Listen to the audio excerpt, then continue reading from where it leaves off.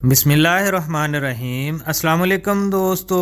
پیریٹون tablet جن علامات میں استعمال کی جاتی ہے وہ یہ ہیں: ناک کا بہنا، ناک کا بند ہونا، آنکھوں میں خارش کا ہونا، بہت زیادہ چھینکوں کا آنا، سکن پہ ریش کا ہونا، چہرے اور ہونٹوں پہ الرجی کی وجہ سے سوزش کا آنا، کیڑے مکوڑوں کے کاٹنے سے الرجی کا ہونا، اور اسی طرح ڈیفرنٹ ٹائپ کے فوڈ سے ہونے والی الرجی میں پیریٹون ٹیبلٹ کا استعمال بہت زیادہ فائدہ مند ثابت ہوتا ہے۔ پیریٹون ٹیبلٹ کیا پریگننٹ خواتین استعمال کر سکتی ہیں؟ پیریٹون ٹیبلٹ کی کمپوزیشن میں کیا شامل ہے؟ پیریٹون ٹیبلٹ کا موڈ آف ایکشن کیا ہوگا؟ پیریٹون ٹیبلٹ کی بچوں میں اور بڑوں میں رائٹ ڈوز کیا ہوگی؟ یہ سب کچھ آج کی ویڈیو میں شامل ہے۔ میں ہوں آپ کا pharmacist doctor AH Mandal and welcome to my YouTube channel. جی تو دوستو، پیریٹون ٹیبلٹ کی کمپوزیشن میں شامل ہے کلورفینرامین 4 mg۔ کلورفینرامین کو